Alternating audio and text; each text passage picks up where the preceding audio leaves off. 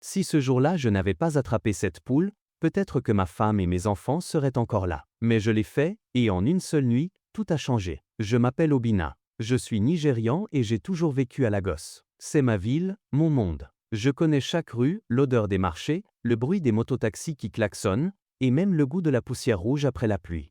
Ce que je vais vous dire, ce n'est pas une rumeur. Ce n'est pas une histoire inventée pour faire peur. C'est vrai, c'est une blessure qui ne s'est jamais fermée. Même après toutes ces années, j'ai encore mal. Tout a commencé il y a quelques années. À cette époque, le pétrole faisait vivre beaucoup de familles au Nigeria. Chaque jour, des camions passaient, chargés de barils. Les bateaux quittaient le port avec des tonnes de marchandises. L'argent circulait, les gens étaient heureux. On construisait des maisons, on achetait des voitures, on faisait la fête, on pensait que ça durerait toujours. Mais un matin, tout a changé. À la radio, on entendait la même chose. Le prix du baril de pétrole a chuté. Au début, on croyait que ce n'était pas grave. Mais en quelques semaines, tout était différent. Les marchés étaient calmes, les gens parlaient moins, les sourires disparaissaient. Beaucoup ont perdu leur travail. Et moi, je n'ai pas été épargné. Avant l'orage, il y a toujours un ciel bleu.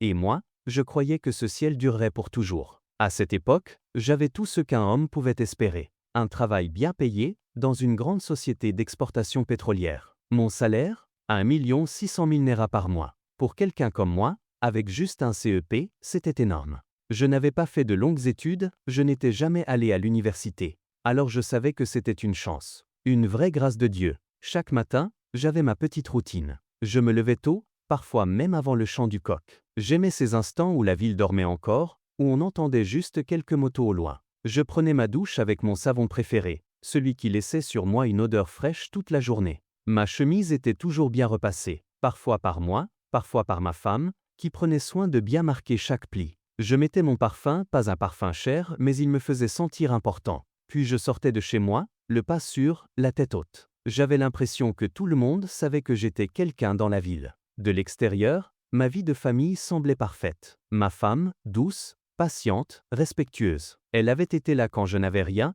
quand je ne pouvais même pas offrir un bon repas à la maison. Elle croyait en moi même quand je doutais de mon avenir. Mes 2 garçons, toujours bien habillés, propres, avec leurs cheveux soignés. Leur sourire effaçait toutes mes fatigues. On vivait bien, très bien. On louait une grande maison pour 500 000 naira par mois. Pour moi, ce n'était pas une dépense inutile, c'était un signe de réussite. Je voulais que tout le monde voie que j'avais réussi ma vie. À la maison, il ne manquait rien. Poisson frais, bonne viande, fruits en abondance. Le week-end, on sortait. Restaurant, glace avec les enfants, voyage à l'intérieur du pays. Les vêtements, neufs, parfois de marque. Les anniversaires, toujours une grande fête, avec invités, décorations, repas, rires et enfants qui courent partout.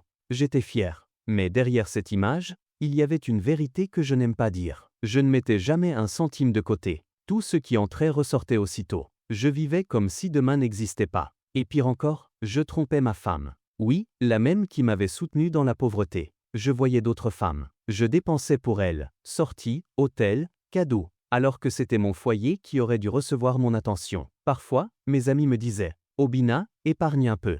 On ne sait jamais. » Je riais. Pour moi, mon travail était solide, intouchable. Même si le monde tombait, je pensais que je garderais ma place. Je ne savais pas que cette confiance allait bientôt voler en éclats. Et puis, un jour, le destin a frappé. Un matin, un simple mail a commencé à fissurer mon monde, et 3 mois plus tard, tout s'est écroulé. Ce matin-là, l'air était lourd. Même les ventilateurs au plafond tournaient lentement, comme fatigués. Dans le bureau, pas de rire, pas de bavardage autour du café. On n'entendait que le bruit des claviers, et parfois un soupir. C'était comme si tout le monde attendait quelque chose de mauvais. Vers 9 heures, une voix a résonné dans le couloir. Tout le personnel est prié de se rendre dans la grande salle de réunion. On s'est levé doucement, comme à contre-cœur. Les chaises étaient serrées les unes contre les autres, l'odeur du vieux bois verni flottait dans l'air. Je me suis assis entre Marcel, du service logistique, et Fatou, de la comptabilité. Hier encore, on rigolait ensemble. Aujourd'hui, nos yeux évitaient de se croiser. La porte s'est ouverte. Le directeur général est entré. Costume sombre, chemise blanche impeccable,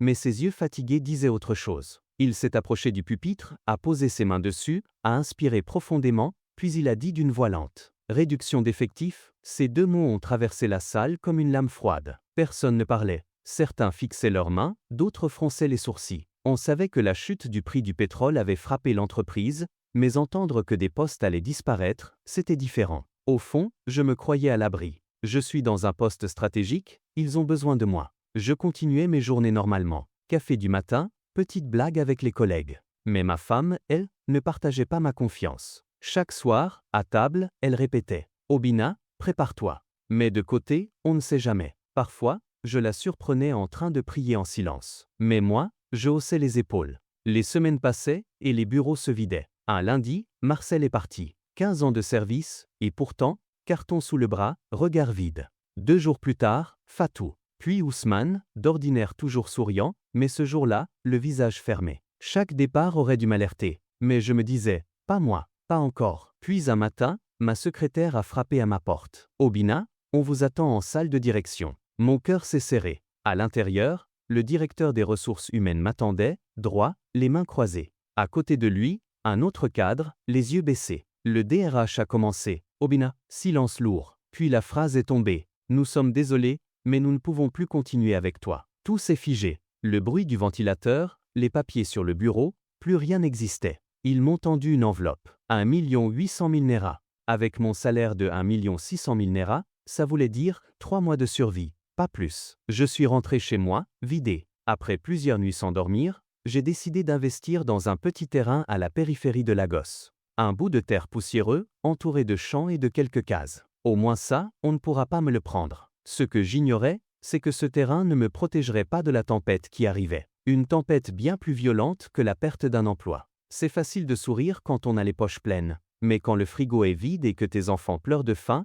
tu découvres qui tu es vraiment. Plus de salaire. Tout s'est arrêté d'un coup, comme si quelqu'un avait fermé un robinet. Plus de virements à la fin du mois, plus de tickets de caisse, plus de petits plaisirs. Le silence du compte bancaire faisait du bruit dans ma tête. Ma femme ne travaillait pas vraiment. Elle faisait un peu de manucure, de coiffure, du tissage à domicile, mais ça ne rapportait presque rien. Juste quelques billets froissés, vite dépensés pour du pain, du savon ou un peu de riz. Je voyais qu'elle essayait de cacher sa honte. Parfois, elle posait discrètement un billet sur la table. « Tiens, c'est pour les enfants. » Puis elle repartait vite dans la chambre, comme si elle avait peur que je voie qu'elle avait travaillé pour si peu. Les loyers s'accumulaient comme des pierres sur ma poitrine. 1 mois, puis 2, puis 3. Le propriétaire n'avait plus le même ton. Au début, il parlait gentiment. Mais maintenant, il frappait à la porte comme un policier en colère. « Obina, il faut payer, sinon, vous partez. » Son regard n'avait plus rien de compatissant. À l'école, ce n'était pas mieux. La directrice m'avait déjà convoqué 2 fois. La 3e fois, sa voix était plus dure. « Monsieur Obina, si vous ne payez pas avant la fin du mois, vos enfants ne reviendront pas. » En sortant, j'avais l'impression de porter un sac de pierres brûlantes. Mes pas étaient lents et j'avais honte. Alors j'ai commencé à emprunter à mes amis. Ces mêmes amis à qui j'offrais du champagne, des grillades, des soirées entières. Ceux qui m'appelaient le boss. Au début, ils m'ont aidé. Un billet par-ci, un transfert par-là. Mais après, plus rien. Messages ignorés. Appels sans réponse. Et certains, dans la rue, changeaient de trottoir en me voyant. Même mes copines de sortie avaient disparu. Celles qui riaient avec moi dans les boîtes, qui prenaient des selfies à mes côtés, plus aucun signe de vie. Sans argent, je n'étais plus qu'une ombre. Les nuits étaient longues, très longues. Le ventre vide, je me tournais dans le lit sans trouver le sommeil. Parfois, j'entendais le ventre de mes enfants gargouiller. Et puis ils venaient, avec leurs yeux innocents. « Papa, on a faim. » Ces mots, c'était un couteau en plein cœur. J'étais un père, mais incapable de mettre du pain sur la table. Et ça, c'est pire que la faim. Alors, des pensées sombres sont venues. Rejoindre la franc-maçonnerie. Faire un pacte, avec qui? Peu importe. Et peut-être même,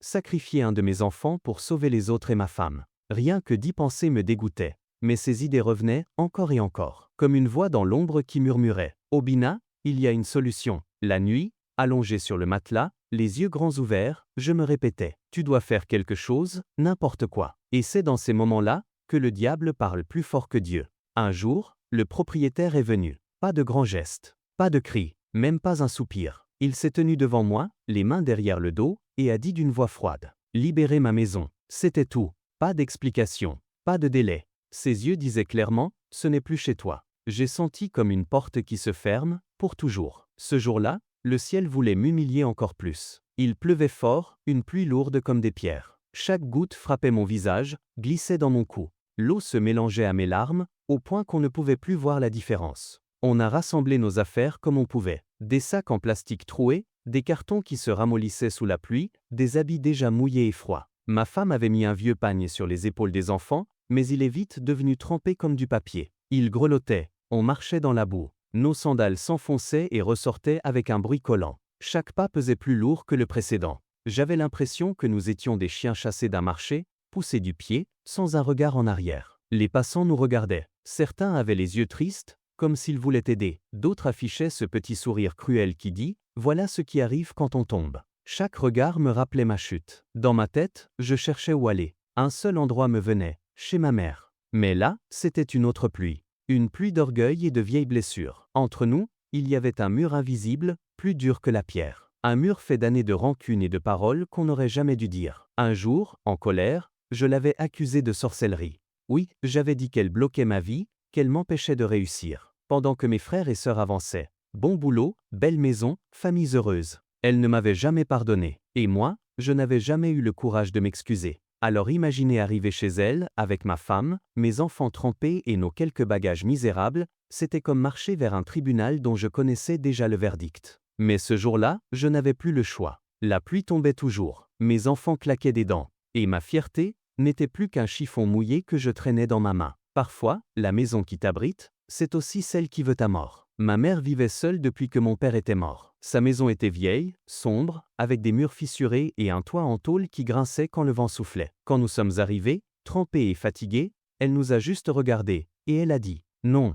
Un seul mot, sec, froid, comme une gifle. J'ai senti mon cœur se serrer. Ma femme, les yeux pleins de larmes, s'est alors agenouillée devant elle. Elle a prié à voix haute, citant la Bible. « Accueille l'étranger, car certains, sans le savoir, ont logé des anges ». Sa voix tremblait, la pluie tapait toujours sur le toit, et mes enfants grelottaient derrière moi. Ma mère est restée silencieuse, puis elle a soupiré. « Entrez », pas un mot de plus. Dès le premier jour, c'était la guerre froide. Pas de bonjour, pas de repas ensemble. On mangeait seuls, dans la petite pièce qu'elle nous avait donnée, comme des étrangers. Elle ne laissait pas ses petits-enfants jouer avec les miens. Quand ils passaient devant notre porte, elle les appelait « les enfants de la honte ». Ces mots me brûlaient, mais ma femme me retenait. Et la nuit, la maison changeait. Le bois craquait. On entendait des pas dans le couloir. Parfois, j'ouvrais les yeux et je la voyais, ma mère, debout, à quelques pas de notre lit, nous fixant dans l'ombre. Ses yeux brillaient à la lumière faible de la lampe tempête. Puis, sans rien dire, elle disparaissait dans le noir. Ma femme priait chaque soir, mais ma mère détestait ça.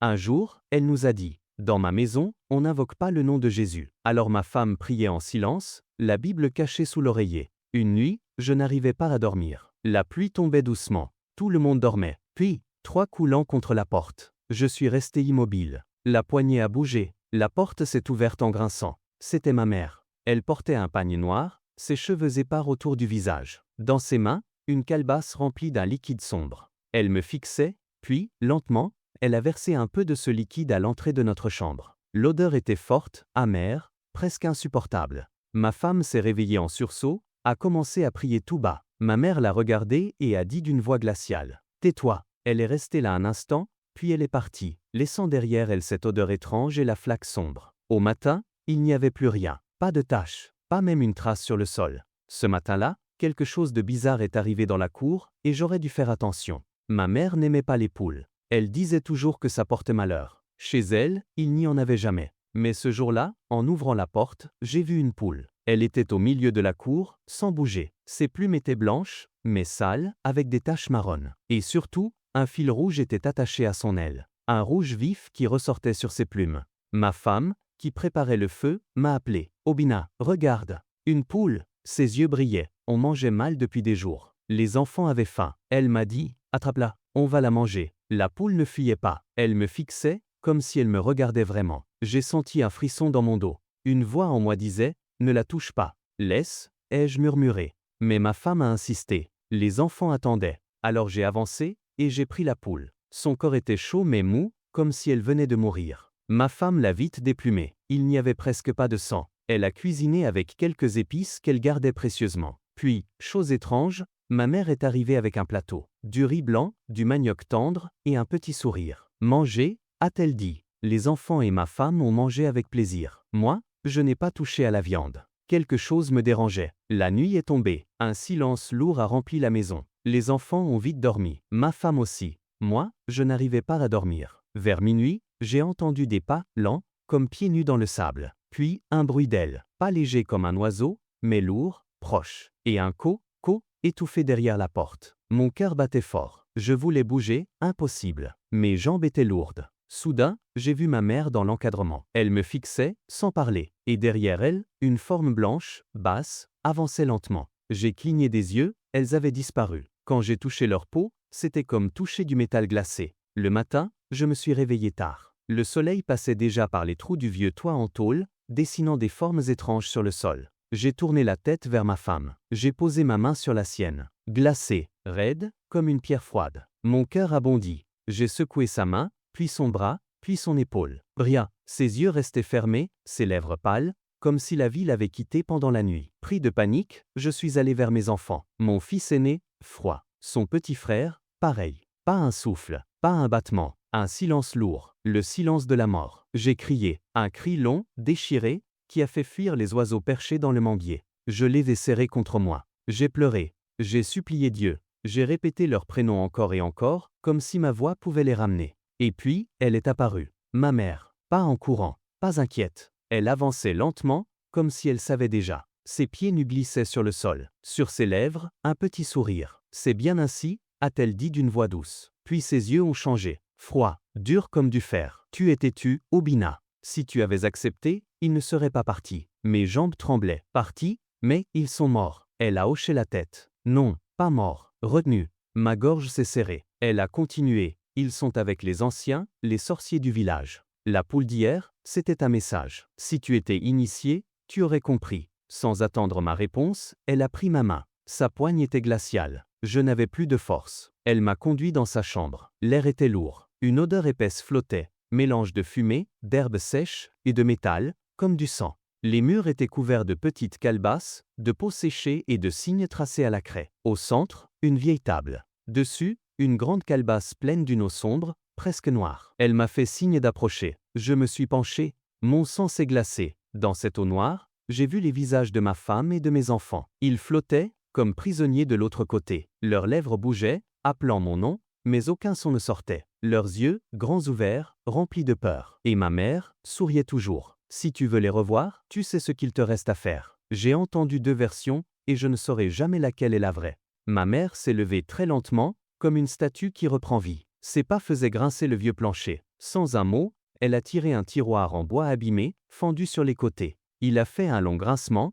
comme un cri étouffé. Elle a fouillé dedans. Ses mains ont disparu dans l'ombre du meuble. Puis, elle en est ressortie avec une petite liasse de billets froissés. Le papier était jauni, taché, et dégageait une odeur forte. Un mélange d'humidité, de fumée d'encens et d'herbes sèches. C'était l'odeur de sa chambre. L'odeur du secret. Elle s'est avancée vers moi. Ses yeux étaient fixes, brillants, presque morts, mais pleins de certitude. Elle a posé l'argent dans ma main très lentement, comme si ce geste scellait un pacte invisible. Prends, va au village, fais ton initiation, et ils reviendront. Sa voix était douce, mais chaque mot me serrait la gorge comme une chaîne. Mon cœur battait à tout rompre. Je savais que ce n'était pas juste un voyage. Si j'acceptais, ce n'était pas seulement pour sauver ma famille. C'était vendre mon âme, entrer dans un monde sombre, duquel on ne revient jamais. Un frisson m'a traversé. J'ai serré les billets, puis je les ai lâchés sur la table. Ils sont tombés avec un bruit sec qui a résonné dans toute la pièce. Elle n'a pas bougé. Elle n'a rien dit. J'ai reculé, pas à pas, sans la quitter des yeux. Puis j'ai tourné le dos, et j'ai fui. Je ne suis jamais allé dans ce village. Je ne voulais pas savoir ce qu'ils allaient me demander, ni ce qu'ils allaient me faire. Les jours suivants ont été un enfer. La maison était vide, glaciale. Plus de rires, plus de pas qui courent, plus de voix familières. Même la cuisine restait froide. Il n'y a pas eu de funérailles, pas de corps, rien. Comme si ma famille avait été effacée de la terre. Un après-midi, alors que je marchais dans le quartier, un vieux marabout que je connaissais m'a croisé. Sans salutation, il m'a regardé droit dans les yeux et m'a dit d'une voix grave. « Ils sont morts. Ce que ta mère voulait, c'était attirer dans le même piège. » Ces paroles m'ont glacé. Mais quelques jours plus tard, un homme d'église m'a dit autre chose. Ils étaient bien enfermés. Mais maintenant, c'est trop tard. Deux versions. Deux vérités différentes. Et depuis, une question me hante jour et nuit. Étaient-ils vraiment morts, ou vivent-ils encore quelque part, prisonniers, appelant mon nom dans le silence? Pendant longtemps, ils ne m'ont jamais vraiment quitté. C'était comme si leur présence flottait autour de moi, invisible, mais lourde. Même en plein jour, je sentais des yeux qui me regardaient. Dans les coins sombres de la maison,